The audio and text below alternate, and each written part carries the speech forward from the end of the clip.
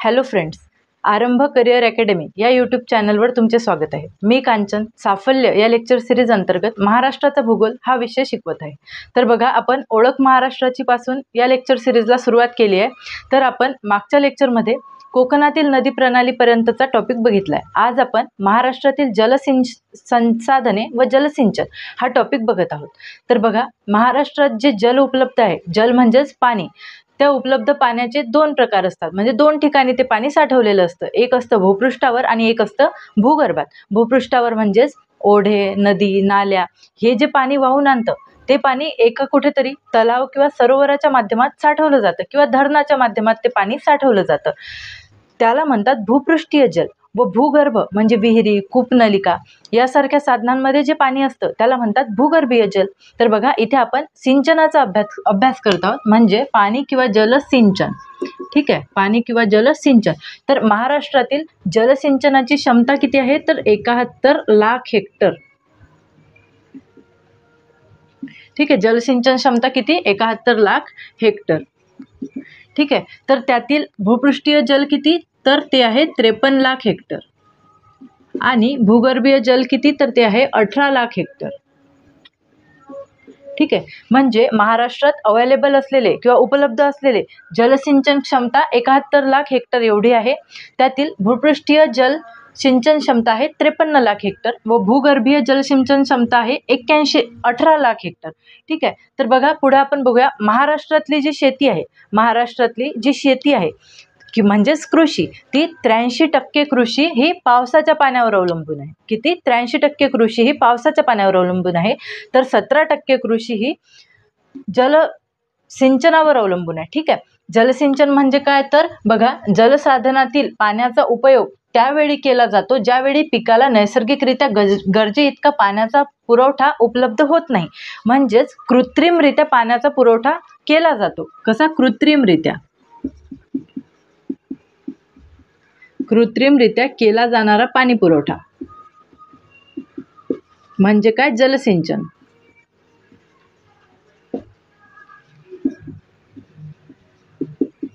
म्हणजे जलसिंचनाची व्याख्या तुम्ही काय लिहू शकता? तर कृत्रिमरित्या पिकांना केला जाणारा पाण्याचा पुरवठा म्हणजेच जलसिंचन। ठीक आहे, तर बघा, आता जलसंसाधने, महाराष्ट्रात उपलब्ध असणारे जलसंसाधने किंवा जलसाधने कुठली? तर बघा, सर्वात जास्त विहीर, त्यानंतर कालवा, त्यानंतर तलाव आणि त्यानंतर उपसा जलसिंचन। ठीक आहे, तर बघा, विहिरीची जलसिंचन क्षमता किती? तर 55%, कालव्याची 22.5%, तलावांची 15%, त्यानंतर उपसा जलसिंचन 8%। ठीक आहे, तर बघा, याच्यावर आयोगाने एक प्रश्न विचारलाय, म्हणजे इथे तुम्हाला आयोगाचा प्रश्न सापडतो, यामध्ये तुम्हाला हा क्रम विचारला जाऊ शकतो। सर्वाधिक जलसाधनाचा उपयोग कुठल्या जलसाधनाचा उपयोग होतो? तर ते आहे विहीर, त्यानंतर कालवा, त्यानंतर तलाव आणि त्यानंतर उपसा जलसिंचन। ठीक आहे, यानंतर बघा, महाराष्ट्रातील जे पाऊस आहे, महाराष्ट्रात जो काही पाऊस पडतो तो बघा, पाऊस कसा पडतो? तर नैऋत्य मान्सून वाऱ्यांपासून पडतो, ईशान्य मान्सून वाऱ्यांपासून पडतो, त्यानंतर काही प्रमाणात खारे आणि मतलई वाऱ्यांपासून जो आंबेसरी किंवा आम्रसरीचा पाऊस जो म्हणतो आपण, तो पाऊस पडतो। तर आणि महाराष्ट्राची जी प्राकृतिक रचना आहे, त्या प्राकृतिक रचनेमुळे महाराष्ट्रात सह्याद्रीच्या पश्चिमेकडे आणि पूर्वेकडे दोन्ही ठिकाणी वेगवेगळा पाऊस पडतो। म्हणजेच महाराष्ट्रात काही ठिकाणी खूप जास्त पाऊस पडतो तर काही ठिकाणी खूप कमी पाऊस पडतो, म्हणजेच महाराष्ट्रात काही ठिकाणी अवर्षण प्रवण क्षेत्र सुद्धा आहे। तर बघा, महाराष्ट्रात पर्जन्याचे वितरण कसे आहे? तर अत्यंत असमान आहे। जसे की कोकणात खूप जास्त पाऊस पडतो किंवा पूर्व विदर्भाच्या काही भागात खूप जास्त पाऊस पडतो, त्यानंतर सह्याद्रीच्या पायथ्याच्या भागात खूप कमी पाऊस पडतो। ठीक आहे, म्हणजेच महाराष्ट्रातील पर्जन्याचे वितरण कसे आहे? तर अत्यंत असमान वितरण आहे। त्यानंतर बघा, अवर्षणग्रस्त भागात सिंचनाची अत्यंत आवश्यकता असते। बघा, अवर्षणग्रस्त भाग म्हणजे कुठला भाग? की जिथे पाऊस खूप कमी पडतो। त्या ठिकाणी जर आपल्याला पिके घ्यायची आहेत किंवा शेती करायची आहे, तर त्या ठिकाणी शेती करण्यासाठी सर्वात महत्त्वाचा घटक कुठला? मृदा आणि पाणी। ठीक आहे, तर आपल्याला पाण्याची गरज खूप जास्त असते, म्हणजेच आपल्याला जलसिंचनाची गरज लागेल। ठीक आहे, महाराष्ट्रातील जलसिंचनाचा पहिला प्रयोग कधी करण्यात आला? तर तो करण्यात आला 1870 मध्ये। जलसिंचनाचा पहिला प्रयोग कराडजवळ कृष्णेचा जो कालवा निर्माण केला गेला, तिथे जलसिंचनाचा पहिला प्रयोग करण्यात आला। ही एक फॅक्ट महत्त्वाची आहे, ही तुम्ही लक्षात घ्या। महाराष्ट्रातील जलसिंचनाचा पहिला प्रयोग प्रयोग कराडजवळ कृष्णेचा कालवा निर्माण करून करण्यात आली व ते 1870 मध्ये करण्यात आली. ठीक आहे. त्यानंतर बघा जलसिंचन विकासाशी संबंधित काही संस्था आहेत. महाराष्ट्रात जलसिंचन विकासाशी संबंधित सुद्धा काही संस्था आहेत. तर त्यातली पहिली संस्था आहे मेरी. मेरी म्हणजे याचं लॉंग फॉर्म काय आहे तर Maharashtra engineering research institute, Maharashtra अभियांत्रिकी संशोधन संस्था. बघा या संस्थेची स्थापना कधी करण्यात आली तर 1959ला आणि या संस्थेचे मुख्यालय आहे नाशिक या ठिकाणी. ठीक आहे. म्हणजेच मेरीचे मुख्यालय कुठे आहे तर नाशिक या ठिकाणी. त्यानंतर बघा काडा CADA. ठीक आहे. याचं काय आहे तर command area development authority. Command area development authority याची स्थापना करण्यात आली 1974 साली आणि याचे मुख्यालय आहे छत्रपती संभाजीनगर या जिल्ह्यामध्ये. कुठे तर छत्रपती संभाजीनगर या जिल्ह्यामध्ये. त्यानंतर बघा वाल्मी ही संस्था, याचा लॉंग फॉर्म आहे water and land management institute. Water and land management institute याची स्थापना झाली 1980ला छत्रपती संभाजीनगर या जिल्ह्यामध्ये. म्हणजेच भूमी, पाणी, जल आणि भूमी मॅनेजमेंट म्हणजे काय म्हणता येईल. ठीक आहे. मराठीमधला लॉंग फॉर्म तुम्ही एकदा चेक करून घ्या. ठीक आहे. याची स्थापना कुठे करण्यात आली तर 1980 मध्ये आणि हेडक्वार्टर कुठे आहे तर छत्रपती संभाजीनगर या ठिकाणी. बघा या वाल्मीवर तुम्हाला बरेचदा प्रश्न विचारण्यात आलाय. तर आता तुम्ही ह्या दोन संस्था सुद्धा लक्षात घ्या, मेरी आणि CADA. ठीक आहे. मेरी ही कुठे आहे नाशिकला आणि CADA कुठे आहे तर छत्रपती संभाजीनगर. बघा नेक्स्ट आपल्याला बघायचं आहे जलसिंचन. बघा जलसिंचन म्हणजे काय तर कृत्रिमरित्या पिकांची पाण्याची गरज भागवणे. बघा आपण आधी बघितलंय की महाराष्ट्रात काय होतं तर अनिश्चित पाऊस असतो, त्यामुळे पिकांना उपलब्ध होणारं जे पाणी असतं ते पिकांना कमी पडतं. म्हणजेच महाराष्ट्रात जी कृषी केली जाते त्या जमिनीच्या 26% जमिनीवर म्हणजे एकूण जमिनीच्या 26% जमिनीवर जलसिंचनाची आवश्यकता आहे. ठीक आहे. तर त्यासाठी आपल्याला जलसिंचनाचे प्रकार बघायचे आहेत. तर जलसिंचनाचे एकूण किती तर 6 प्रकार आहेत. ठीक आहे. महाराष्ट्रात जलसिंचनाचे एकूण प्रकार किती तर 6 प्रकार आहेत. बघा विहीर जलसिंचन, त्यानंतर कालवा जलसिंचन, त्यानंतर तलाव जलसिंचन, उपसा जलसिंचन, ठिबक जलसिंचन आणि तुषार जलसिंचन. ठीक आहे. तर बघा याच्यामधील विहीर जलसिंचन किती प्रमाणात तर 55% विहीर जलसिंचनाचा उपयोग केला जातो. त्यानंतर कालवा जलसिंचनाचा उपयोग किती तर 22.5%. तलाव जलसिंचनाचा उपयोग किती केला जातो तर 14.5 म्हणजेच 15% पर्यंत. उपसा जलसिंचनाचा 8% उपयोग केला जातो. बघा ठिबक जलसिंचन आणि तुषार जलसिंचन यांचा उपयोग आपण प्रमाणामध्ये नाही घेत, तर हे पाण्याची बचत करण्यासाठी या दोन पद्धती वापरल्या जातात आणि पिकांना जेवढं पाणी गरजेचं आहे तेवढं पाणी व्यवस्थितरित्या मिळालं पाहिजे म्हणून ठिबक जलसिंचन आणि तुषार जलसिंचनाचा आपण वापर करतो. ठीक आहे. तर बघा विहीर जलसिंचन. आता विहीर जलसिंचन ही जी पद्धती आहे ही पद्धती महाराष्ट्रात सर्वाधिक प्रमाणात वापरल्या जाते. ठीक आहे. सर्वाधिक प्रमाणात वापरल्या जाणारी कुठली जलसिंचन पद्धती आहे तर विहीर जलसिंचन पद्धती. बघा विहिरीमधून नगदी पिकांना पाणी पुरवठा केला जातो. ठीक आहे. विहिरीमधून नगदी पिकांना पाणी पुरवठा केला जातो. सर्वाधिक विहिरींची संख्या कुठे आहे तर अहमदनगर या जिल्ह्यामध्ये. म्हणजे सर्वाधिक विहिरीतून पाणी जलसिंचन अहमदनगर या जिल्ह्यामध्ये केलं जातं. ठीक आहे. त्यानंतर बघा कालवा जलसिंचन. कालवा जलसिंचन, आता कालवा म्हणजे काय तर धरणं जे असतात त्या धरणांना दरवाजे असतात, त्या दरवाजांमधून डाव्या किंवा उजव्या बाजूनी कालव्याच्या रूपातून पाणी बाहेर काढले जाते व ते पाणी शेतीपर्यंत किंवा कृषी जिथे केलं जाते त्या भागापर्यंत पोहोचवल्या जाते. त्याला म्हणतात कालवा जलसिंचन. तर कालवा जलसिंचन किती 22.5% इतक्या प्रमाणात केले जाते. बघा कालवा जलसिंचन सर्वाधिक कुठे केलं जातं तर पुणे या जिल्ह्यामध्ये. बघा पुणे या जिल्ह्यामध्ये धरणांची संख्या खूप जास्त आहे. आपण जेव्हा नदी प्रणालीचा अभ्यास केला त्यावेळेला आपण ऑलरेडी धरणांचे बघितलेलं आहे. त्यामध्ये बघा आपल्याला लक्षात आलं होतं की पुणे या जिल्ह्यामध्ये खूप जास्त धरणे आहेत. त्यामुळे कालवा जलसिंचन सर्वाधिक कुठे केलं जातं तर पुणे या जिल्ह्यामध्ये. आणि विभागाचा जर विचार केला तर पश्चिम महाराष्ट्र या प्रादेशिक विभागामध्ये कालवा जलसिंचन सर्वाधिक प्रमाणात केलं जातं. ठीक आहे. नेक्स्ट बघा तलाव जलसिंचन. तलाव जलसिंचन किती आहे तर 14.5% एवढे जलसिंचन तलाव या माध्यमातून केलं जातं. ठीक आहे. तर बघा तलाव कुठे सर्वाधिक आहेत तर महाराष्ट्राच्या पूर्व भागात म्हणजेच भंडारा आणि गोंदिया, चंद्रपूर, गडचिरोली या जिल्ह्यांमध्ये सुद्धा तलावांची संख्या जास्त आहे. तर त्यातल्या त्यात भंडारा आणि गोंदिया हे जे 2 जिल्हे आहेत यांना तलावांचे जिल्हे म्हणून ओळखले जाते. त्यामुळे तलाव जलसिंचन कुठे केले जाते तर भंडारा आणि गोंदिया या 2 जिल्ह्यांमध्ये. बघा हे जे तलाव जे आहेत त्यांनाच विदर्भाच्या भागात म्हणजे भंडारा, गोंदिया, चंद्रपूर, गडचिरोली, पूर्व विदर्भाच्या भागामध्ये मालगुजरी किंवा बोडी या नावाने सुद्धा ओळखले जाते. काय नावाने ओळखले जाते मालगुजरी किंवा बोडी.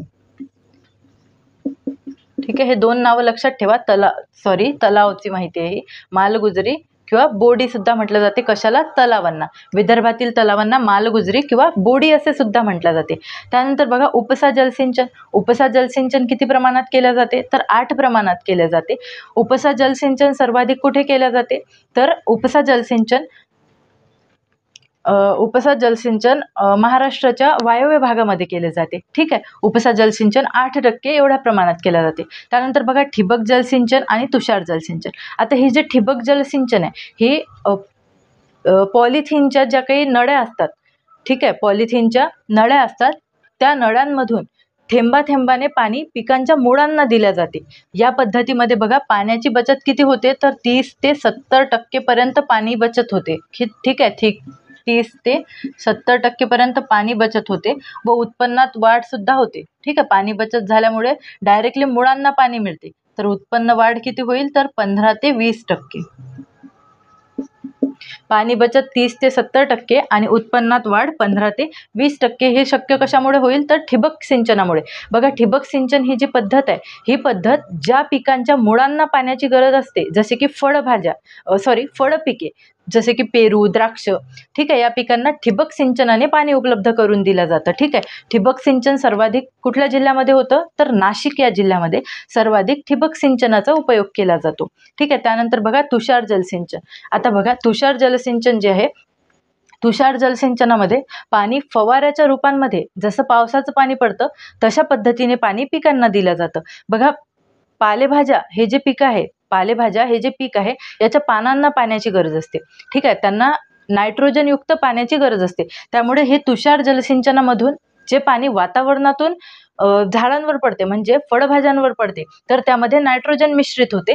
ते पाणी खूप चांगले असते पिकांच्या वाढीसाठी. त्यामुळे तुषार जलसिंचन हे सुद्धा पाण्याची किती टक्के बचत करते? तर 30 ते 35% पाण्याची बचत करते तुषार जलसिंचन. आणि हे सर्वाधिक कुठल्या जिल्ह्यामध्ये घेतलं होते? तर जळगाव या जिल्ह्यामध्ये. ठीक आहे. जळगाव या जिल्ह्यामध्ये. ठिबक सिंचन कुठे सर्वाधिक केलं जाते? तर नाशिक या जिल्ह्यामध्ये. ठीक आहे. नाशिक या जिल्ह्यामध्ये. आणि उपसा जलसिंचन कुठे सर्वाधिक केलं जाते? तर कोल्हापूर, सिंधुदुर्ग या जिल्ह्यामध्ये. ठीक आहे. कोल्हापूर या जिल्ह्यामध्ये. तलाव जलसिंचन सर्वाधिक कुठे? तर भंडारा, गोंदिया जिल्ह्यामध्ये. ठीक आहे. भंडारा, गोंदिया या जिल्ह्यामध्ये. त्यानंतर कालवा जलसिंचन सर्वाधिक कुठे केलं जाते? तर पुणे या जिल्ह्यामध्ये, पश्चिम महाराष्ट्राच्या भागात. विहीर जलसिंचन सर्वाधिक कुठे? तर अहमदनगर या जिल्ह्यामध्ये. ठीक आहे. कुठे? अहमदनगर या जिल्ह्यामध्ये. एवढ्या गोष्टी तुम्ही लक्षात घ्या. आणि तलाव जलसिंचनाला काय म्हणतात? विदर्भाच्या भागात तलाव जलसिंचनाला बोडी किंवा मालगुजरी म्हणतात. ठीक आहे. बोडी किंवा मालगुजरी म्हणतात. ठीक आहे. एवढे काही फॅक्ट्स आहेत, हे तुम्ही लक्षात घ्या. जी तुम्हाला माहिती सांगितली ती खूप खूप महत्त्वाची माहिती आहे. बघा तलाव जलसिंचन सर्वाधिक कुठल्या जिल्ह्यामध्ये? तर अहमदनगर जिल्ह्यामध्ये. आणि महाराष्ट्रात सर्वाधिक वापरला जाणारा जलसिंचनाचा प्रकार कुठला? तर तो आहे विहीर जलसिंचन. विहीर, त्यानंतर कालवा जलसिंचन, त्यानंतर तलाव जलसिंचन, त्यानंतर उपसा जलसिंचन, त्यानंतर ठिबक जलसिंचन व तुषार जलसिंचन. बघा तुषार जलसिंचनाचीच एक पद्धत आहे रेनगन. ठीक आहे. रेनगन म्हणजे हे एक बंदूकसारखं एक तुषार जलसिंचनाचे जे पाईप असतात तशाच टाईपला बंदूकसारखं एक उपकरण जोडलेलं असतं. त्याने खूप जास्त फोर्सने वरून पिकांना पाणी प्रोव्हाइड केलं जातं. याला रेनगन म्हणतात. आणि बघा तुषार ही जी जलसिंचन पद्धती आहे ही उन्हाळ्यात जास्त उपयुक्त आहे. म्हणजे उन्हाळी पिकांसाठी उपयुक्त. उन्हाळी पिकांना उपयुक्त असणारी जलसिंचन पद्धती कोणती? तर ती आहे तुषार जलसिंचन. तुषार जलसिंचन पद्धती. उन्हाळी पिकांसाठी उपयुक्त असलेली कुठली? तुषार जलसिंचन पद्धती. बघा ही जी तुषार जलसिंचन पद्धती आहे ही पद्धती फक्त जूट आणि भात या दोन पिकांसाठी वापरल्या जात नाही. बाकी सर्व पिकांसाठी तुषार जलसिंचन पद्धती वापरली जाते. ठीक आहे. हे लक्षात ठेवा. जूट आणि भात या 2 पिकांसाठी तुषार जलसिंचन वापरल्या जात नाही. पुढे बघा. पुढे आपल्याला बघायचं आहे प्रधानमंत्री कृषी सिंचन योजना. ही 2017-18 मध्ये एक सिंचन योजना आणली होती केंद्र पातळीवरून. त्याचं नाव आहे प्रधानमंत्री कृषी सिंचन योजना. ठीक आहे. या योजनेचं ब्रीद काय होतं? तर प्रति थेंब अधिक पीक. प्रति थेंब अधिक पीक हे ब्रीद होतं प्रधानमंत्री कृषी सिंचन योजनेचं. याचा उद्देश काय होता? तर ठिबक आणि तुषार सिंचनाला प्रोत्साहन द्यायचे आणि उत्पादन क्षेत्रात वाढ करायची. हे उद्दिष्ट कोणत्या याचे होते? तर प्रधानमंत्री कृषी सिंचन योजनेचे. त्यानंतर बघा महाराष्ट्र राज्यात असणारा बहुराज्यीय प्रकल्प कुठला? तर बघा महाराष्ट्र राज्यात म्हणजे महाराष्ट्र राज्य याचा फायदा महाराष्ट्र राज्याला सुद्धा होतो. ठीक आहे, तर हे 4 राज्यांमध्ये आहे. ठीक आहे, कुठले 4 राज्य? तर MP, त्यानंतर महाराष्ट्र, त्यानंतर गुजरात आणि राजस्थान या 4 राज्यांना याचा फायदा होतो. ठीक आहे, सरदार सरोवर प्रकल्पाचा फायदा कुठल्या कुठल्या राज्यांना होतो? तर मध्य प्रदेश, महाराष्ट्र, गुजरात आणि राजस्थान या 4 राज्यांना सरदार सरोवर प्रकल्प या बहुराज्यीय प्रकल्पाचा फायदा होत असतो. त्यानंतर बघा महाराष्ट्रातील आंतरराज्य प्रकल्प सुद्धा आहेत. तर बघा महाराष्ट्रात 6 आंतरराज्य प्रकल्प आहेत, म्हणजे हे वॉटर डिस्प्यूट सुद्धा आहेत. ठीक आहे, काही प्रमाणात यांच्या पाण्यासाठी थोडंफार प्रमाणात विवाद सुद्धा होत राहतात. ठीक आहे, महाराष्ट्र आणि मध्य प्रदेशमध्ये 3 आंतरराज्यीय प्रकल्प आहेत. ते कुठले? बावनथडी प्रकल्प, हा बावनथडी नदीवर भंडारा या जिल्ह्यामध्ये आहे. कुठे? बावनथडी नदीवर. कुठला जिल्हा? भंडारा जिल्हा. ठीक आहे, पेंच हा जो प्रकल्प आहे हा कुठल्या नदीवर आहे? पेंच या नदीवरच. कुठल्या जिल्ह्यामध्ये? नागपूर जिल्ह्यामध्ये. बाग हा जो प्रकल्प आहे बाग नदीवरच आहे. कुठल्या जिल्ह्यामध्ये? तर गोंदिया या जिल्ह्यामध्ये. ठीक आहे, बावनथडी, पेंच आणि वाघ हे प्रकल्प महाराष्ट्र आणि मध्य प्रदेश यांच्या दरम्यान असलेले आंतरराज्यीय प्रकल्प आहे. त्यानंतर बघा कर्नाटक आणि महाराष्ट्रामध्ये असलेला दूधगंगा प्रकल्प हा दूधगंगा नदीवरच आहे आणि हा कुठल्या जिल्ह्यामध्ये आहे? तर ठीक आहे, हा कुठल्या जिल्ह्यामध्ये? महाराष्ट्र आणि कर्नाटक, तर कोल्हापूर. ठीक आहे, त्यानंतर बघा महाराष्ट्र आणि तेलंगणा लेंडी हा प्रकल्प लेंडी नदीवरच आहे. कुठला जिल्हा? तर नांदेड या जिल्ह्यामध्ये. ठीक आहे, आंतरराज्य प्रकल्प लेंडी आंतरराज्य प्रकल्प महाराष्ट्र आणि तेलंगणा या 2 राज्यांदरम्यान आहे, नांदेड या जिल्ह्यामध्ये. त्यानंतर महाराष्ट्र आणि गोवा या 2 राज्यांदरम्यान असलेला आंतरराज्य प्रकल्प कुठला? तर तिल्लारी या नदीवरच. जिल्हे कुठले? तर हे 2 जिल्ह्यामध्ये पसरलेलं आहे, कोल्हापूर आणि सिंधुदुर्ग. ठीक आहे, कोल्हापूर आणि सिंधुदुर्ग या 2 जिल्ह्यांमध्ये हे आंतरराज्यीय प्रकल्प, अशा प्रकारे 6 आंतरराज्यीय प्रकल्प महाराष्ट्रात आहेत. ठीक आहे, तर बघा जलसिंचनबद्दल आपण जलसिंचनाचे प्रकार बघितले, जलसिंचनाची साधने बघितले. ठीक आहे, आता आपल्याला महाराष्ट्रातील पाणलोट क्षेत्र बघायचं आहे. ठीक आहे, महाराष्ट्रातील पाणलोट क्षेत्र विकास कार्यक्रम जो आहे, महाराष्ट्रातील पाणलोट क्षेत्र विकास कार्यक्रम 1983 मध्ये सुरू करण्यात आला. केव्हा सुरू करण्यात आला? तर 1983 मध्ये. बघा आता पाणलोट क्षेत्र म्हणजे काय? तुम्हाला पाणलोट क्षेत्र म्हणजे काय हे माहीत असायला हवे. तर बघा पाणलोट क्षेत्र म्हणजे काय? तर सपाट जमिनीच्या भागावरून उंचवट्याच्या भागापर्यंत पाणी पोहोचवणे म्हणजे पाणलोट क्षेत्र. बघा ही उंचवट्याची जमीन, हा सपाट भाग, हा जमिनीचा सपाट भाग, या भागापासून या उंचवट्यापर्यंत पाणी पोहोचवणे म्हणजे याला काय म्हणतात? पाणलोट. आणि हे पाणी जिथपर्यंत वरते जाते त्या क्षेत्राला म्हणतात पाणलोट क्षेत्र. ठीक आहे, काय म्हणतात? पाणलोट क्षेत्र. ठीक आहे, पाणलोट क्षेत्र विकास कार्यक्रम कधी सुरू करण्यात आला? तर 1983 मध्ये. कोणी सुरू केला? तर महाराष्ट्र शासनाच्या मृदा व जलसंसाधन या मंत्रालयाने. ठीक आहे, पाणलोट क्षेत्र विकास कार्यक्रम सुरू केला 1983 मध्ये. पाणलोट क्षेत्र म्हणजे काय? तर सपाट भागाकडून उंचवट्याच्या भागापर्यंत पाणी पोहोचवणे म्हणजे पाणलोट. ते पाणी जिथपर्यंत पोहोचते ते क्षेत्र म्हणजे पाणलोट क्षेत्र. ठीक आहे, ही बाब तुम्ही लक्षात घ्या. यानंतर आपल्याला बघायचं आहे थोडे जे कन्फ्यूज करणारे जे तलाव आहेत, जे एक्झाममध्ये वारंवार विचारले जातात, ते तलाव आपल्याला बघायचे आहेत. ठीक आहे, तर बघा कन्फ्यूज करणारे तलाव कुठले किंवा महत्त्वाचे तलाव आपण बघूयात. ठीक आहे, काही महत्त्वाचे तलाव आपण बघूया की जे कन्फ्यूज होतात. कन्फ्यूज होणारे तलाव.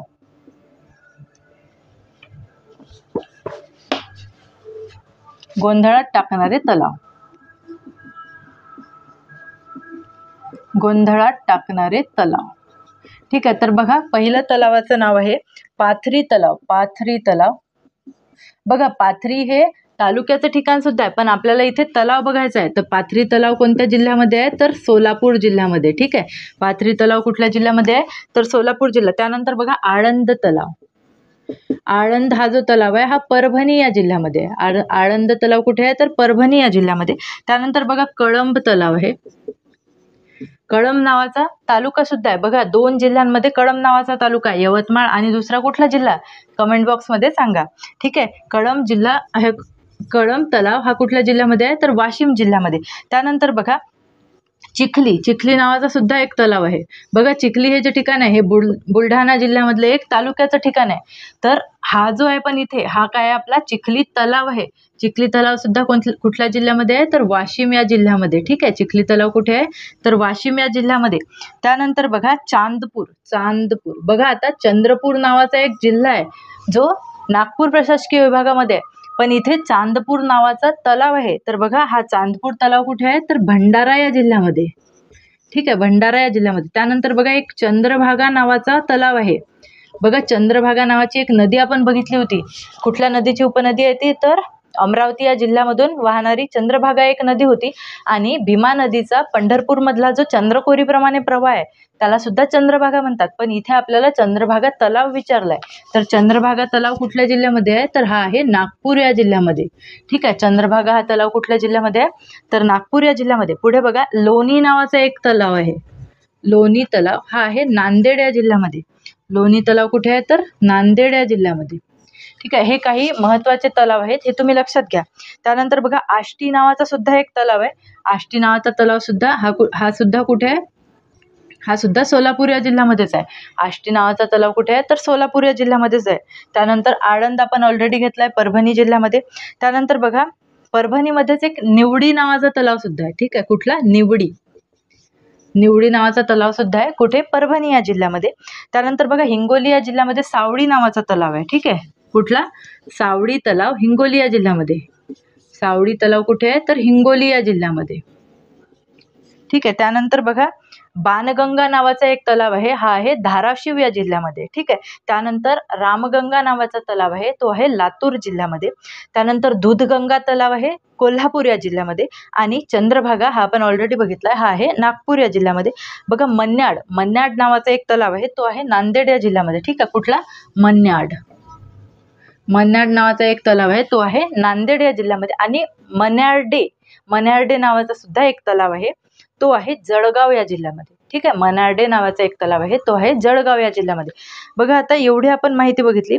बघा ही जी उपसा जलसिंचन पद्धती होती, उपसा जलसिंचन पद्धती, इथे एक पॉईंट आपला सांगायचा राहिला. उपसा जलसिंचन ही जलसिंचनाची पद्धती नसून उपसा जलसिंचन हे सिंचनाचे साधन नसून ती एक पद्धती आहे. म्हणजे जशी ठिबक आणि तुषार ह्या ज्या पद्धती आहेत उपसा जलसिंचनाच्या, त्याच प्रकारे उपसा जलसिंचन हे सुद्धा जलसिंचनाची पद्धती आहे, जलसिंचनाचं ते साधन नाही. बघा आपण जलसिंचनाची साधने बघितली होती, विहीर, कालवा, तलाव आणि उपसा जलसिंचन. तर इथे आपण काय म्हटलं की उपसा जलसिंचन हे जलसिंचनाची पद्धती आहे, ते जलसिंचनाचे साधन नाही. ठीक आहे, हा एक पॉईंट तुम्ही लक्षात घ्या. त्यानंतर बघा उपसा जलसिंचनमध्ये विशेष करून काय, तर कूपनलिकांचा समावेश केला जातो. उपसा जलसिंचनामध्ये कशाचा वापर होतो, तर कूपनलिका म्हणजे काय, तर बोरवेल. ठीक आहे, म्हणजे बोरवेलच्या माध्यमातून जे काही पाणी पुरवठा केला जातो त्याला काय म्हणतात, उपसा जलसिंचन. ठीक आहे, हे तुम्ही लक्षात घ्या. बघा पाणलोट क्षेत्र विकास कार्यक्रम. त्यानंतर बघा महाराष्ट्रात 1 ते 15 जून हा जो पंधरवडा आहे, हा पंधरवडा पाणलोट क्षेत्र पंधरवडा म्हणून साजरा केला जातो. ठीक आहे, महाराष्ट्रात 1 ते 15 जून हा जो कालावधी आहे हा पाणलोट क्षेत्र पंधरवडा म्हणून साजरा केला जातो. ठीक आहे, एवढे काही फॅक्ट्स आहेत, हे तुम्ही लक्षात घ्या. ठीक आहे, त्यानंतर काही महत्त्वाचे आणखी तलाव आहेत, ते सुद्धा आपल्याला कव्हर करायचे आहेत. तर आपण एखाद्या लेक्चरमध्ये सेपरेट महाराष्ट्रातील सर्व तलावांची माहिती बघूया. इथे मी फक्त महत्त्वाचे जे होते आणि गोंधळात टाकणारे जे तलाव होते त्यांची माहिती तुमच्यापर्यंत पोहोचवली. बघा हे विहीर जलसिंचन, कालवा जलसिंचन, तलाव जलसिंचन, उपसा जलसिंचन, ठिबक जलसिंचन, हे सर्व पॉईंट तुम्ही लक्षात ठेवा आणि 1 बाय 1 तुम्ही ते लिहून घेण्याचा सुद्धा प्रयत्न करू शकता.